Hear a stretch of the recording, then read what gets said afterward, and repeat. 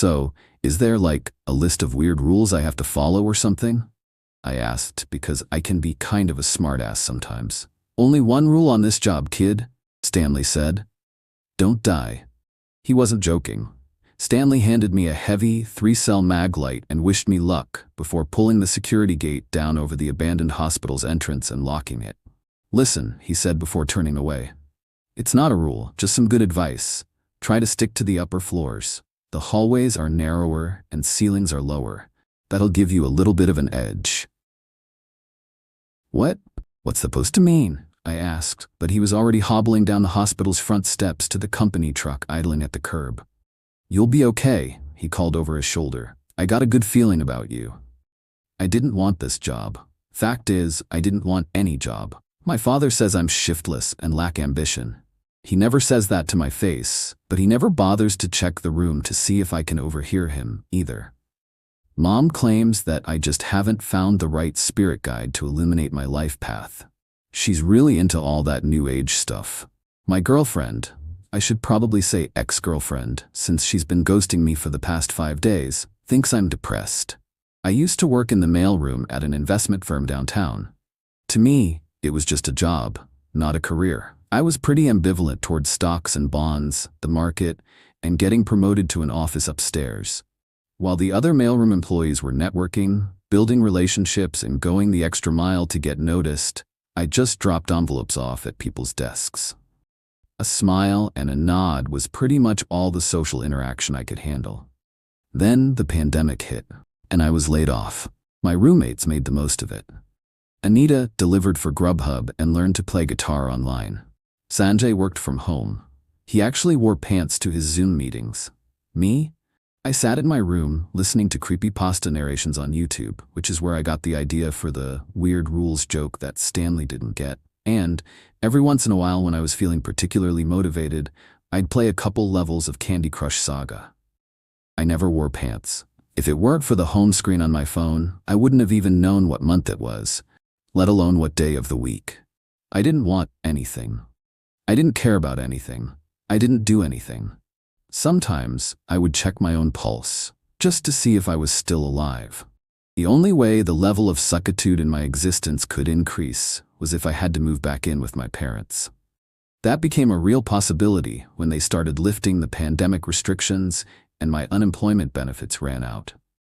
I didn't get my old job back when the firm reopened. HR sent me a text telling me they were downsizing the mailroom. I was too busy wallowing in inertia to care, but my roommates didn't take the news well.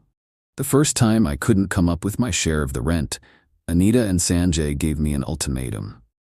Find a job and kick in by the time the next month's rent was due or get out. They were not amused when I told them that I expected my investment in scratch-off tickets to pay big any day now. Like I said, kind of a smart ass. The prospect of moving back in with my parents, living with my father's disappointment and my mom's pity, was what finally got me off my ass. Of course, I started with Craigslist. The night watchman gig seemed ideal. Low effort with no education or experience necessary. Perfect for a low-energy, uneducated, inexperienced type like me. And they had an immediate opening. I figured I'd be sitting in a booth somewhere, playing around on my phone all night and getting paid for it. I called the number and was asked to come down for an interview immediately, so I showered for the first time in days and threw on some semi-clean pants. They even sent an Uber. The company was in a storefront. There was a sign in the window, you know, the old-fashioned kind where they paint it backwards on the inside of the glass. The ornate script was chipped and faded, but it wasn't Sharpie scrawled on cardboard, so I figured it must be legit. Inside, I was met by a man who looked to be in his 50s, with receding hair and a good start on a potbelly. He introduced himself as Stanley. Walking with a pronounced limp, he led me to his office and motioned me to a chair. The interview wasn't at all what I expected. He didn't seem to care about where I went to school, my job history, or what qualifications I might have. Mostly, he wanted to know about my situation. Was I close to my family? Not really. Did I have a lot of friends? No. Was I dating anyone? It's complicated, but probably not. Stuff like that. It threw me off a little, his line of questioning, but then he asked about my size. I told him I was 5'5" and 130 pounds. He smiled big, clapped his hands together and said, "Excellent." So yeah, that was pretty weird. "One last question," he said. "You a good runner?" "Runner?" I asked, not sure what he was getting at. "You know, running." He pumped his arms at his side, miming a jogger. "Are you fast? Got any endurance?" I shrugged. "I lettered in cross-country in high school, but that was 5 years ago." "It'll do," he said, scribbling an address on a post-it note and handing it to me. "Meet me here no later than 10:45 tonight." "Are we going to discuss pay and benefits? Stuff like that?" "Let's see how things go tonight. If you still want the job in the morning, we'll talk about pay and benefits then." He walked me to the door, smiling ear to ear. "I got a good feeling about you, kid," he said, shaking my hand. "I know what you're thinking. You're thinking that I was about to be kidnapped by some weirdo with a fetish for chasing short people. I know, because I was thinking the exact same thing. At 10:25, my Uber showed up for the ride across town. I almost didn't go, but the thought of moving back into my parents' basement convinced me to take a chance. Besides, even 5 years after my last cross-country meet, I was pretty sure I could run faster scared than Stanley could run horny. 15 minutes later, I was dropped off in front of St. Luke's Memorial Hospital. You'd think that a creepy, abandoned hospital would have some stories floating around. But I didn't even know the place existed until the car pulled up in front of the building. The hospital, set back from the street 100 feet or so with a semicircular drive leading to the entrance, was in a neighborhood of walk-ups with a few ground-level storefronts. Stanley sat in a company pickup truck by the front steps. The building itself had 2 wings, one on either side of the main entrance. It was 5 stories tall, with a flat roof, and was constructed of poured concrete with yellow brick accents around the windows. You know, like those ugly old high schools from the 70s that you see in your parents' yearbook photos. The windows were all covered by ornate iron bars. A high brick wall, topped with spikes in the same style as the window bars, hid the rest of the grounds. "So what exactly am I supposed to be doing here?" I asked as he ushered me up the front steps. "You just stay inside and keep an eye on things until 7 a.m. The water is still on in the main building, in case you need a drink or to use the bathroom, but there's no power." "Okay, but what do I do if somebody tries to break in or something? Call the police?" "Your phone won't work inside. All the rebar in the concrete blocks the signal, but don't worry. Nobody ever tries to break in. Just do what you need to do to get through the night. I'll be back at 7. There were red flags popping up all over the place, but instead of paying attention to them, I was too busy being disappointed that I wouldn't be able to watch YouTube. That's when I decided to be Captain Smartass and ask about weird rules. The first couple hours were uneventful. I spent them wandering around the hospital, shining my flashlight into dusty exam rooms and empty offices. The main part of the building was a drab square, its floors covered with murky gray linoleum tiles, the walls a neutral beige. Even without the years of grime and dust coating every surface, this place would have been lifeless. It occurred to me that if my existence could be translated into architecture, it would look a lot like this. A hallway beside the reception desk led deeper into the building. Beyond a defunct pair of elevators and the central stairs was a cafeteria, kitchen, a couple of administration offices, and a waiting room. Most of the furniture and equipment had been removed, but there were still some odds and ends lying around. Empty desks, file cabinets, and a few office chairs. You know, stuff like that. In the waiting room, I found what looked like upside-down traffic cones made of brushed aluminum. I had no idea what they were, until I took a closer look and saw that they were filled with sand and cigarette butts. This place must have closed before I was born, because I can't ever remember a time when people could smoke in hospitals. The wings on either side of the main building had a central hall with emergency stairways at each end. The halls were lined with doors to offices, probably for all the doctors that had worked here. The doors were all open, and the glow from the street lights outside filtered through the grimy windows. It was enough that I could make my way around without the flashlight, but I used it anyway. Something I should have noticed much sooner was the lack of vandalism. No one had tagged the walls with graffiti or smashed the windows. There were no crushed beer cans or empty Mad Dog bottles, no used needles or busted meth pipes. I did find a couple of rooms where it looked like someone had kicked the doors off their hinges. Inside each were broken furniture and deep gashes in the plaster walls. More red flags that I ignored. By about 2:30 in the morning, I was actually starting to get into the job.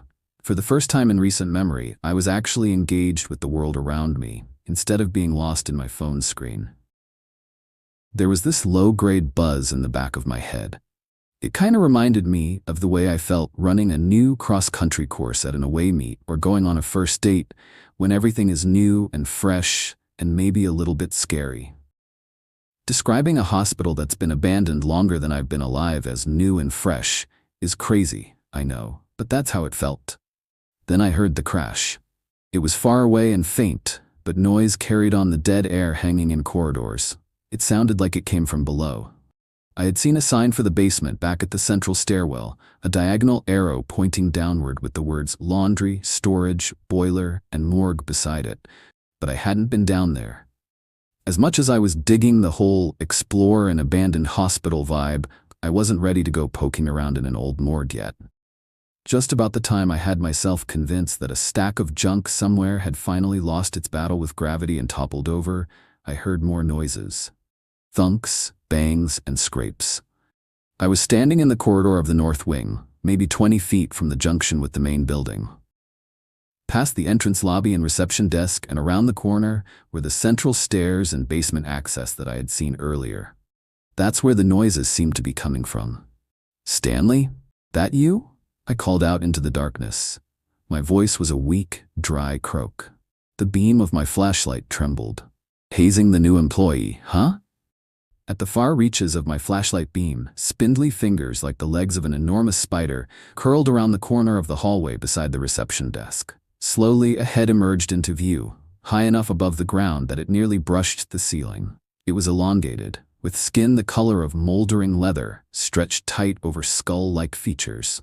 Stringy hair, dark and tangled, hung from its scalp like diseased Spanish moss.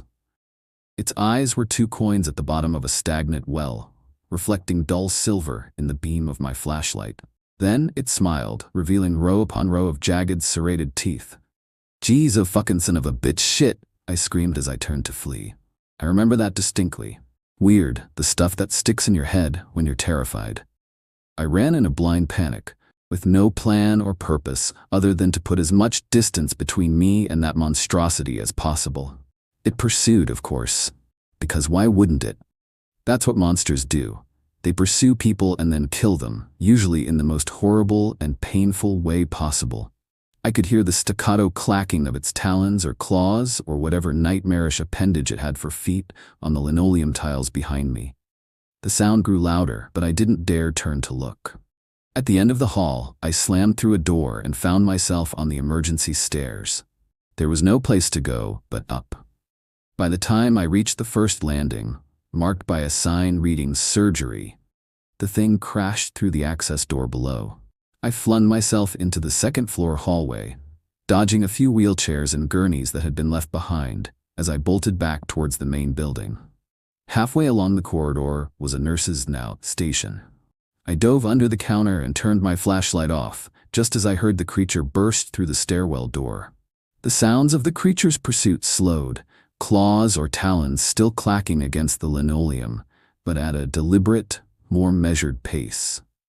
Street lights shined dimly through the dirty windows, casting the creature's shadow in soft relief on the cabinets and decaying corkboards behind the nurse's station as it approached.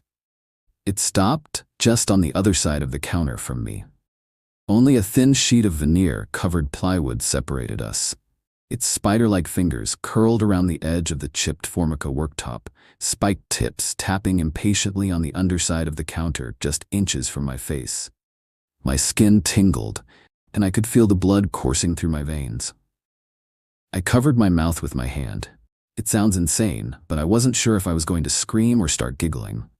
Before I could lose control and find out which noise was building inside my chest, the creature snorted and moved off along the hallway. When the sounds of its feet on the tiles grew fainter, I chanced a peek around the edge of the counter. The creature had moved down the hall, almost to the juncture with the main building. It was vaguely human in shape and so gaunt that its bone structure stood out in knobs and jags beneath its skin. And it was enormous, at least 10 or 12 feet tall. It was bent almost double, shuffling awkwardly, to negotiate the hallway and all the abandoned clutter. Now I understood Stanley's advice about sticking to the upper floors with their narrow corridors and low ceilings. If that thing had been able to stretch out and run, I wouldn't have made it 2 steps. As I slipped out from behind the counter to sneak off in the other direction, the mag light in my hand bumped into the wall with a soft clunk. It wasn't much of a noise, but it was enough. The creature whirled, spotting me, shrieking as it charged. I sprinted back to the stairwell. It was my only choice. Taking the stairs 2 at a time, I ran through the door marked patient ward and into the 3rd floor hallway, ducking into the first open room. It was empty except for 2 bed frames and a dusty vinyl privacy curtain hanging between them. There was a window over each bed, but both were barred. Behind me, I could hear the monster's heavy footfalls coming up the stairs. There was nowhere to run, no time to barricade the door, and nothing to barricade it with. I threw my back against the wall between the bed frames and wrapped myself in the folds of the curtain, like a little kid hiding under the blankets from the boogeyman. Just as soon as the curtain stopped rustling, the creature shoved its way into the room, snarling in frustration when it didn't immediately spot me. It smashed one of the bed frames and then swiped its stiletto-tipped fingers through the curtain just above my head, severing it from the rod. The curtain crumpled to the floor. I crumpled with it. While the monster smashed the other bed frame in a fit of rage, I laid very still. I didn't move or make a noise, even when the end cap came off one of the bedposts and struck me in the temple hard enough to make me see stars. The creature huffed and snorted for a few moments before forcing its way back out into the hall. I remained on the floor under the curtain, still and silent, sipping air through my teeth, suppressing the urge to either scream or giggle. I stayed under the curtain until I was sure the creature had gone away. For all I knew, it could be lying in ambush somewhere out in the hallway, but I needed to move. My body was literally thrumming with energy, and I wasn't sure how much longer I could stay still. I needed to find some place to hide until morning. Or better yet, maybe I could get to the roof, above the concrete and rebar that was blocking my phone signal, and call for help. The glow of the streetlights filtering through the windows was dimmer up on the 3rd floor, but still bright enough that I could make my way without bumping into or tripping over anything. The stairwell, however, was pitch black. I had to use my flashlight, but I hesitated, sure that as soon as I turned it on, I would see those dull silver eyes reflecting in the beam. Taking a deep breath and holding it, muscles coiled to bolt in any direction, I clicked the button. The stairwell was empty, nothing above or below. I made my way upwards, creeping past the 4th and 5th floors. At the top of the stairs, I found the roof access. The door was chained and padlocked. I checked my phone. Still no reception. Nothing to do but go back down. About 5 steps below the 5th floor landing, I heard it. A soft scrape, the sound of clawed feet brushing against a concrete stair, coming from the darkness beneath me. I shined my light over the railing. 2 floors down, those dull silver eyes fixed on me. The creature made a ticking growl that sounded almost like laughter, then scrambled up the stairs. I tripped twice on the 5 steps it took to reach the 5th floor hallway. I didn't need any signs to tell me this had been the mental ward. Most of the rooms were padded, and I even saw one with what I'm pretty sure was an electroshock machine. Again, so weird, the things that stick in your head when you're running for your life. I sprinted down the corridor, heart bashing against my ribs, and into the main building as the sound of the monster's pursuit got louder and louder behind me. I was headed for the central stairs, but even in my frenzy to escape, I realized that was a bad idea. If it was gaining on me, running hunched over in the narrow hallway, I wouldn't last long in the open stairwell. I ducked into the first room I saw with a sturdy-looking door and slammed it behind me. It was the only choice I had. There was a deadbolt just above the knob. I threw it. It must have been a janitor's closet. The shelves lining the walls were empty. but there was a galvanized mop bucket with a wringer and a couple of push brooms in the corner. A laundry cart sat against the back wall.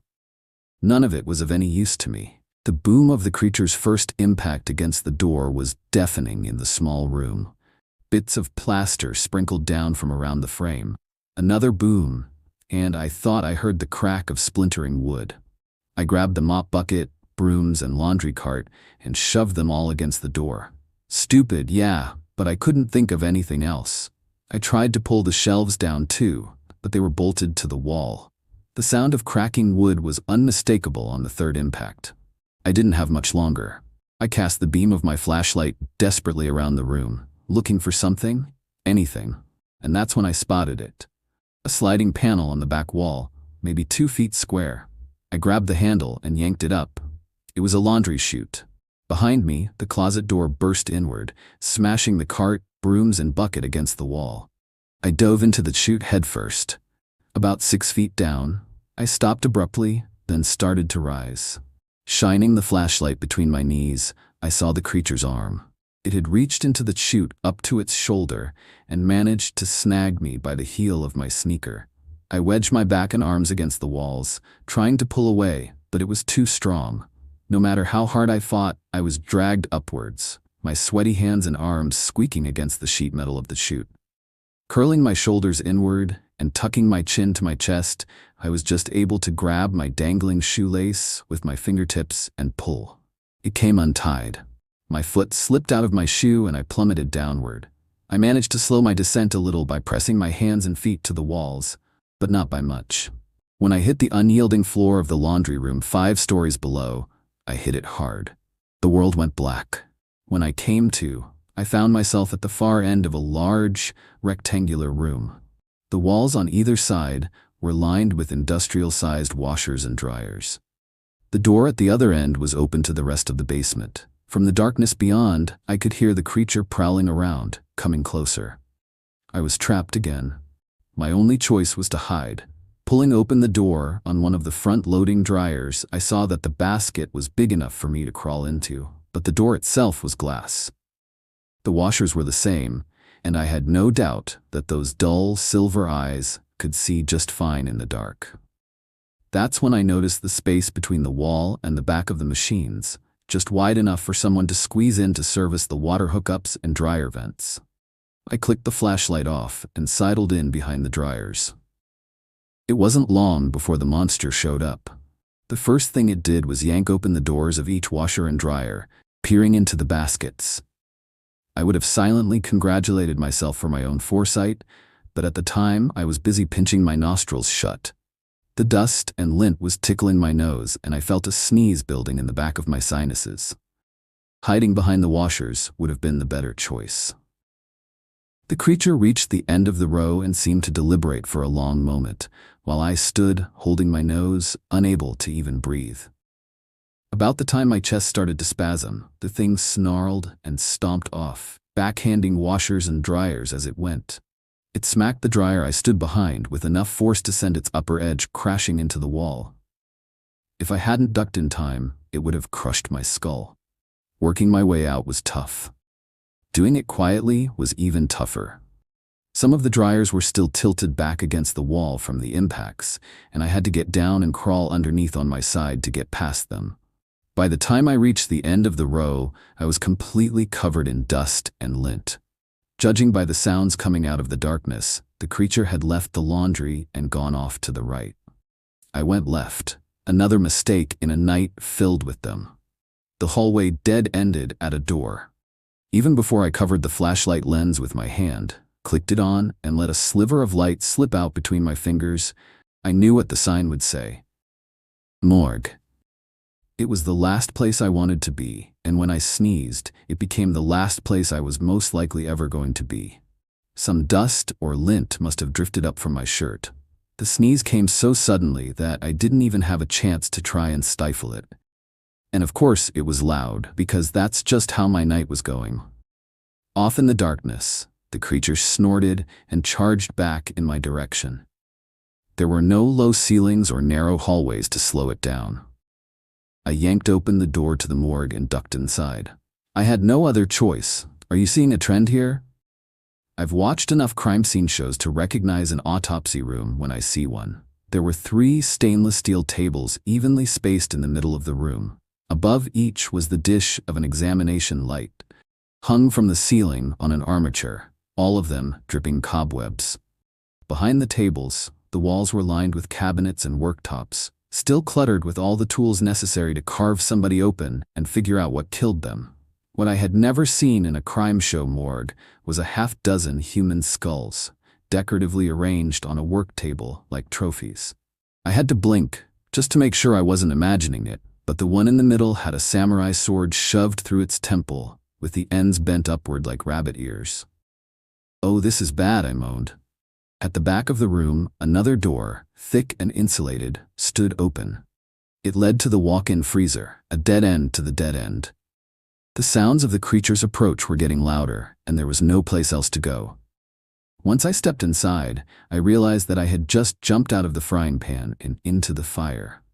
In the back corner, across from a wall of storage drawers for bodies, was an enormous pile of old fiberfill and shredded foam. The thing must have dragged every mattress left in the old hospital down here and torn them apart to make a pile that big. In the center was a depression, which I knew intuitively was just the right size for the monster to curl up in. This was its nest or den or lair or whatever the hell you want to call it. I was trapped in its bedroom. My heart pounded in my chest. No need to check my pulse to see if I was still alive. I could feel the blood coursing fast and hot through my veins. Running out of time, I gave the freezer door a quick glance. It had no lock and opened outward, so there was no way to bar it. I yanked on the handles of a couple of the body drawers, but they wouldn't budge. Whether there was some kind of catch that I didn't see or they were rusted shut, I don't know. I spun in a frantic circle, waving my flashlight beam spastically around the room. There were no counters to hide behind, no privacy curtains to cower under, no laundry chutes to dive into. I was well and truly screwed. I don't remember when or how the idea occurred to me. I don't even remember thinking about it. I just did it.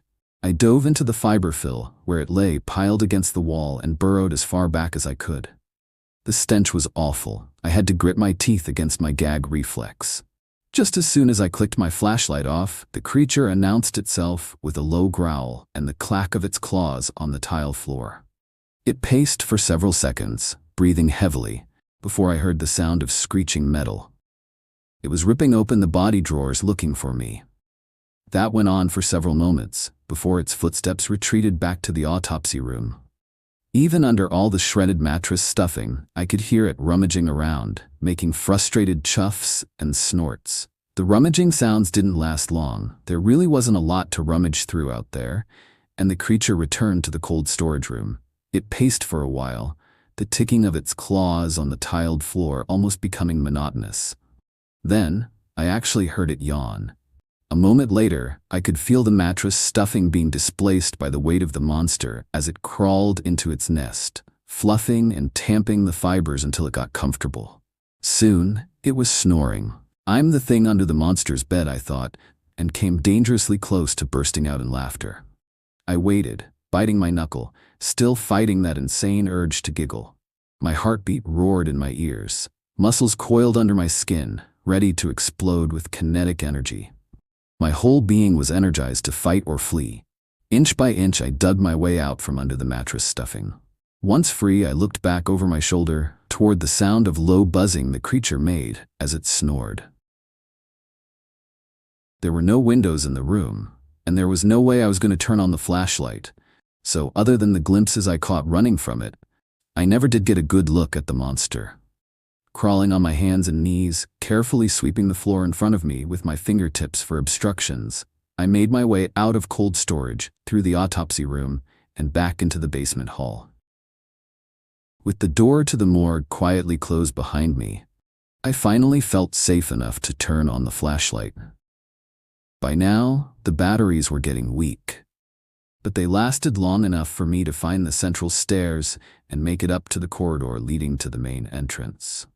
The first rays of the rising sun were streaming through the windows as I jogged past the reception desk and through the lobby. When I yanked open the frosted glass front door, I came face to face with Stanley. In one hand, he held a cardboard tray with 2 styrofoam cups and a paper bag. With the other, he lifted the security grate, barring the entrance. "Rough night, huh?" he quipped, looking me up and down. "What happened to your shoe?" I swung the blunt end of the 3-cell mag light at his head. He deftly blocked the blow. "I brought coffee and donuts," he said, holding up the cardboard tray. I swung the flashlight again. He blocked it again, this time twisting it out of my grasp and stuffing it in his back pocket. "Stop that," he scolded. "You'll make me spill the coffee." I screamed an incoherent string of obscenities in his face. My voice echoed in the empty building behind me, and I suddenly realized how much noise I was making. I scrambled out the door and around Stanley, only stopping to look back when I was halfway down the steps. "Oh, don't worry, it's asleep by now," he said, pulling down the security gate and locking it. "You know, sometimes it doesn't come out of its nest for days, weeks even, but you got your cherry busted on your first night and survived.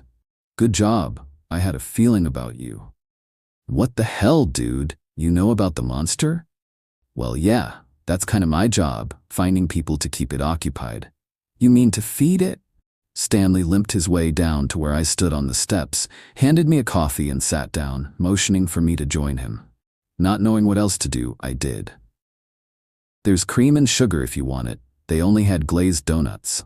I hope that's okay." I gave him a hard glare as I poured 4 creams and 6 sugars into my cup with trembling hands. I've never been a coffee drinker, so I didn't really know what I was doing. Stanley just watched with raised eyebrows. "What?" I asked. "Nothing," he grinned. "Take as much as you want. I drink mine black." The first sip of my coffee was disgusting. The second was delicious. I grabbed a donut out of the bag and stuffed half of it in my mouth. I'm more of an avocado toast kind of person, but that donut was the best thing I've ever eaten. Stanley sipped his coffee, grimacing at the taste. "We're not so much feeding it as keeping it entertained," he said. "I mean, yeah, sure, every once in a while somebody gets killed, but we try to avoid that. The goal is to keep it occupied. Somebody has to be in there every night, just in case the creature wakes up, so it has someone to chase around. Otherwise, it gets bored and starts looking for a way out. That's a bad thing, if it gets out.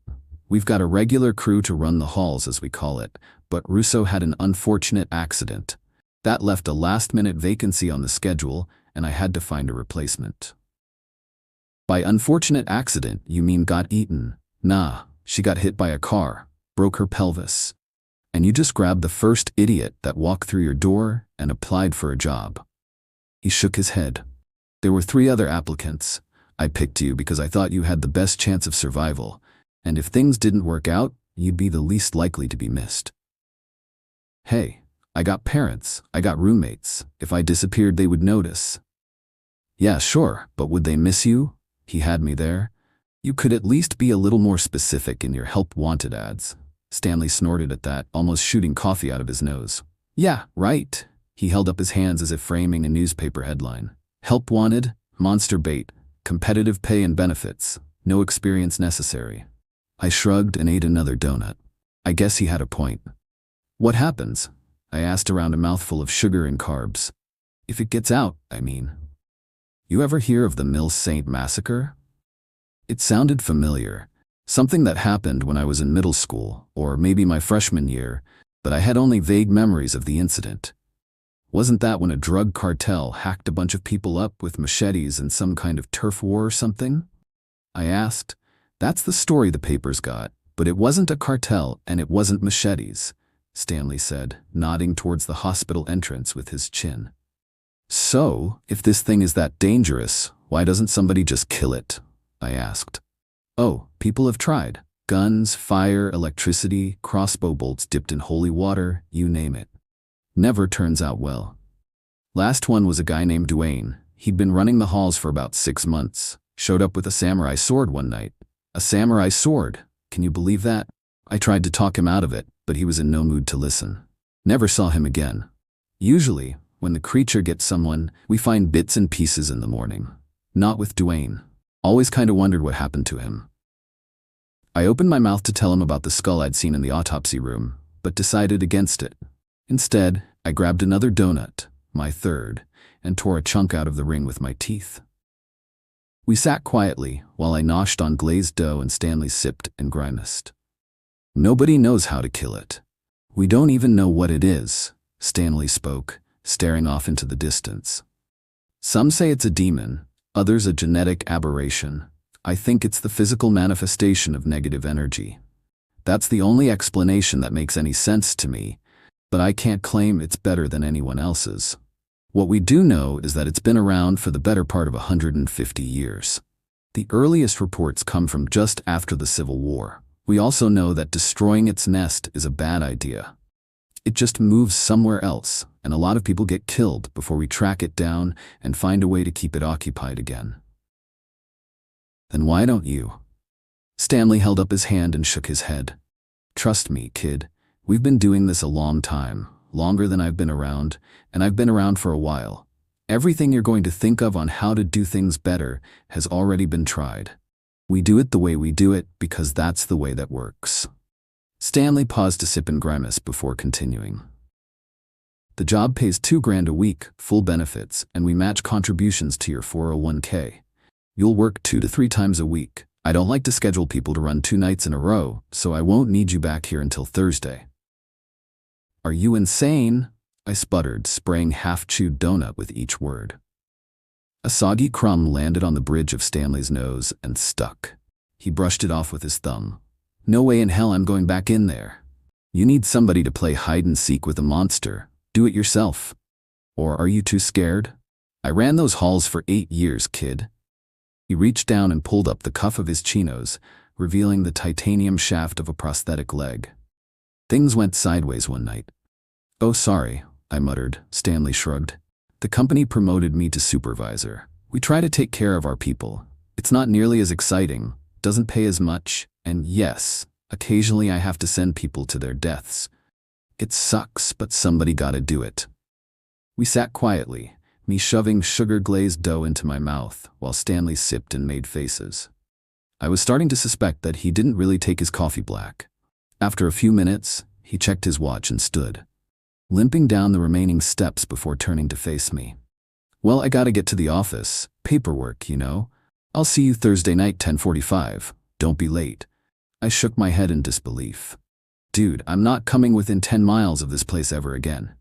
You'll be here, Stanley chuckled. I got a feeling about you. What feeling? What feeling do you have about me? You liked it. First time you felt really truly alive in years, and you liked it. Tell me I'm wrong. I wanted to, but I couldn't. God help me, I couldn't. Welcome to the crew. See you Thursday, he said before wrestling himself into his truck and pulling away in a cloud of blue-tinged exhaust. I've been thinking about it a lot these last 2 days. Maybe I'm an adrenaline junkie and never realized it, or one of those people who gets off on being terrified. Maybe it's just that, for the first time in my adult life, I have a sense of purpose. I don't know, and I don't care.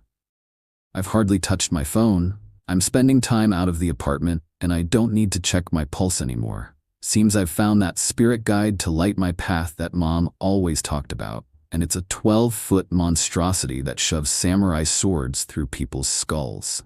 It's 10:15 on Thursday night. I'm waiting in front of my building for the Uber to take me to St. Luke's as I post this. I guess Stanley's feeling about me was right after all. Wish me luck.